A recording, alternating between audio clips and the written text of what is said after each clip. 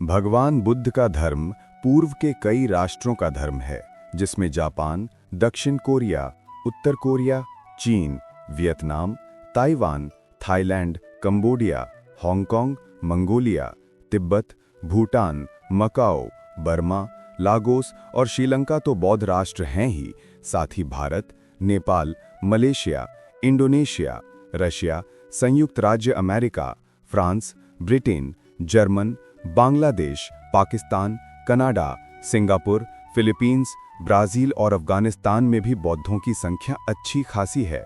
हालांकि कुछ वर्षों में अफगानिस्तान, पाकिस्तान और बांग्लादेश में बौद्धों पर हुए अत्याचार के चलते वहां इनकी संख्या कम हो चली है। आओ जानते हैं गौतम बुद्ध के बारे में 10 अनसुनी बातें। 1. ये संयोग है या कि प्लानिंग कि वैशाख पूर्णिमा के दिन बुद्ध का जन्म नेपाल के लुम्बिनी वन में ईसा पूर्व 563 को हुआ। उनकी माता महामाया देवी जब अपने नहर देवदह जा रही थीं, तो कपिलवस्तु और देवदह के बीच नौतनवा स्टेशन से 8 मील दूर पश्चिम में रुक्मिनदेई नामक स्थान के पास उस काल में लुम्बिनी वन हुआ करता था, वहीं पुत्री का जन्म दिया। इसी दिन पूर्णिमा 528 ईसा पूर्व उन्होंने बोधगया में एक वृक्ष के नीचे जाना कि सत्य क्या है, और इसी दिन वे 483 ईसा पूर्व को 80 वर्ष की उम्र में दुनिया को कुशीनगर में अलविदा कह गए। 2. बुद्ध का जन्म नाम सिद्धार्थ रखा गया। सिद्धार्थ के पिता शुद्धोधन कपिलवस्तु के राजा थे और उनका सम्मान नेपाल ही नहीं समूचे भारत में था। सिद्धार्थ की मौसी गौतमी ने उनका लालन पालन किया, क्योंकि सिद्धार्थ के जन्म के 7 दिन बाद ही उनकी मां का देहांत हो गया था। 3. बुद्ध शाक्यवंशी क्षत्रिय थे। शाक्य वंश में जन्मे सिद्धार्थ का 16 वर्ष की उम्र में दंडपाणी शाक्य की कन्या यशोधरा के साथ विवाह हुआ। यशोधरा से उनको एक पुत्र मिला जिसका नाम राहुल रखा गया। बाद में यशोधरा और राहुल दोनों बुद्ध के भिक्षु हो गए थे। 4. बुद्ध के जन्म के बाद एक भविष्यवक्ता ने राजा शुद्धोधन से कहा था कि यह बालक चक्रवर्ती सम्राट बनेगा, लेकिन यदि वैराग्य भाव उत्पन्न हो गया तो इसे बुद्ध होने से कोई नहीं रोक सकता और इसकी ख्याति समूचे संसार में अनंत काल तक कायम रहेगी। राजा शुद्धोधन सिद्धार्थ को चक्रवर्ती सम्राट बनते देखना चाहते थे, इसलिए उन्होंने सिद्धार्थ के आसपास भोग विलास का भरपूर प्रबंध कर दिया ताकि किसी भी प्रकार से वैराग्य उत्पन्न न हो। बस यही गलती शुद्धोधन ने कर दी और सिद्धार्थ के मन में वैराग्य उत्पन्न हो गया। 5. कहते हैं कि एक बार वे शाक्यों के संघ में सम्मिलित होने गए। वहां उनका वैचारिक मतभेद हो गया।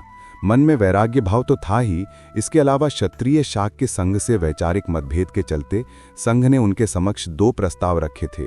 वो ये कि फांसी चाहते हो या कि देश छोड़कर जाना। सिद्धार्थ ने कहा कि जो आप दंड देना चाहें। शाक्यों के सेनापति ने सोचा कि दोनों ही स्थिति में कौशल नरेश को सिद्धार्थ से हुए विवाद का पता चल जाएगा और हमें दंड भुगतना होगा। तब सिद्धार्थ ने कहा कि आप निश्चिंत रहें, मैं संन्यास लेकिन चुपचाप ही देश से दूर चला जाऊंगा। आपकी इच्छा भी पूरी होगी और मेरी भी। आधी रात को सिद्धार्थ अपना महल त्याग कर 30 योजन दूर गोरखपुर के पास अमोना नदी के तट पर जा पहुंचे। वहां उन्होंने अपने राजसी वस्त्र उतारे और केश काटकर खुद को संन्यास्त कर दिया। उस वक्त उनकी आयु थी 29 वर्ष। कठिन तप के बाद उन्होंने बोधि प्राप्त की। बोधि प्राप्ति की घटना ईसा से 528 वर्ष पूर्व की है, जब सिद्धार्थ 35 वर्ष के थे। भारत के बिहार में बोधगया में आज भी वो वटवृक्ष विद्यमान है, जिसे अब बोधि वृक्ष कहा जाता है। सम्राट अशोक इस वृक्ष की एक शाखा श्रीलंका ले गए थे, वहां भी ये वृक्ष है। 6. कुछ लोग कहते हैं कि श्रीमद् भागवत महापुराण और विष्णु पुराण में हमें शाक्यों की वंशावली के बारे में उल्लेख पढ़ने को मिलता है। कहते हैं कि राम के तो पुत्रों लव और कुश में से कुश का वंश ही आगे चल पाया। कुश के वंश में ही आगे चलकर शल्य हुए, जो कि कुश की 50वीं पीढ़ी में महाभारत काल में उपस्थित थे। इन्हीं शल्य की लगभग 25वीं पीढ़ी में ही गौतम बुद्ध हुए थे। इसका क्रम इस प्रकार बताया गया है। शल्य के बाद बहतशय, उरुक्षय, वत्सुद्रोह, प्रतिव्योम, दिवाकर, सहदेव, ध्रुवाश, भानुरथ, प्रतीतश्व, सुप्रतीप, मरुदेव, सुनक्षत्र, किन्नराश्रव, अंतरिक्ष, सुषेण, सुमित्र, बृहद्रज, धर्म, कृतंजय, व्रात, रणंजय, संजय, शाक्य, शुद्धोधन और फिर सिद्धार्थ हुए, जो आगे चलकर गौतम बुद्ध कहलाए। इन्हीं सिद्धार्थ के पुत्र राहुल थे। राहुल को कहीं कहीं लांगल लिखा गया है। राहुल के बाद प्रसेनजित, छूद्रक, कुलक, सुरथ, सुमित्र हुए। इस तरह का उल्लेख शाक्यवंशी समाज की पुस्तकों में मिलता है। शाक्यवार समाज भी ऐसा ही मानता है। 7. भगवान बुद्ध ने भिक्षुओं के आग्रह पर उन्हें वचन दिया था कि मैं मैत्रेय से पुनः जन्म लूंगा। तब से अब तक 2500 साल से अधिक समय बीत गया। कहते हैं कि बुद्ध ने इस बीच कई बार जन्म लेने का प्रयास किया, लेकिन कुछ कारण ऐसे बने कि वे जन्म नहीं ले पाए।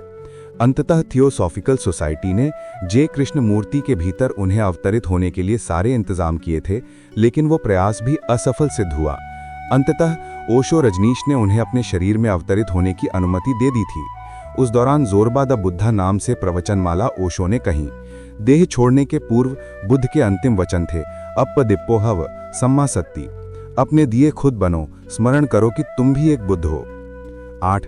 बुद्ध के प्रमुख गुरु विश्वामित्र अल्लारा कलम उद्दाका रामापुत्र थे, जबकि बुद्ध के प्रमुख 10 शिष्य आनंद, अनिरुद्ध, अनिरुद्धा, महाकश्यप, रानी खेमा, महिला महाप्रजापति, महिला भद्रिका, भृगु, किम्बाल, देवदत्त और उपाली नाई थे। दूसरी ओर बौद्ध धर्म के प्रचारकों में प्रमुख रूप से अंगुलीमाल, मिलिंद यूनानी सम्राट अशोक, वेन तसांग, फाशियन, ईजिंग, हेचो, बोधिसत्व या बोधिधर्मा, विमल मित्र, वैनदा, स्त्री, उपगुप्त, अशोक के गुरु, वज्रबोधि, अश्वघोष, नागार्जुन, चंद्रकृति, मैत्रेयनाथ, आर्य असंग, वसुबंधु, स्थिरमति, दिग्नाग, धर्मकीर्ति, शांतारक्षित, कमलशील, सौत्रांत्रिक, आम्रपाली, संघमित्रा आदि का नाम लिया जाता है।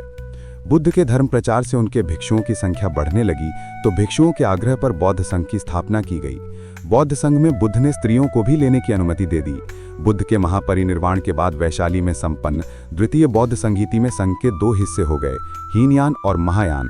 सम्राट अशोक ने 249 ईसा पूर्व में पाटलिपुत्र में तृतीय बौद्ध संगीति का आयोजन कराया था। उसके बाद भी भरपूर प्रयास किए गए सभी भिक्षुओं को एक ही तरह के बौद्ध संघ के अंतर्गत रखे जाने के, किंतु देश और काल के अनुसार इनमें बदलाव आता रहा। 9. शोध बताते हैं कि दुनिया में सर्वाधिक प्रवचन बुद्ध के ही रहे हैं। ये रिकॉर्ड है कि बुद्ध ने जितना कहा और जितना समझाया उतना किसी और ने नहीं। धरती पर अभी तक ऐसा कोई नहीं हुआ जो बुद्ध के बराबर कह गया। सैकड़ों ग्रंथ हैं जो उनके प्रवचनों से भरे पड़े हैं और आश्चर्य कि उनमें कहीं भी दोहराव नहीं है। 35 की उम्र के बाद बुद्ध ने जीवन के प्रत्येक विषय और धर्म के प्रत्येक रहस्य पर जो कुछ भी कहा वो त्रिपिटक में संकलित है।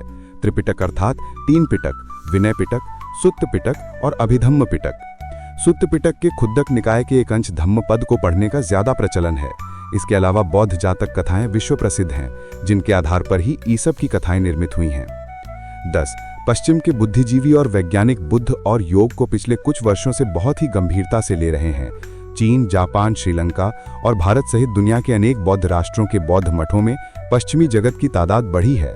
सभी अब ये जानने लगे हैं कि पश्चिमी धर्मों में जो बातें हैं वे बौद्ध धर्म से ही ली गई हैं, क्योंकि बौद्ध धर्म ईसा मसीह के 500 साल पूर्व पूरे विश्व में फैल चुका था।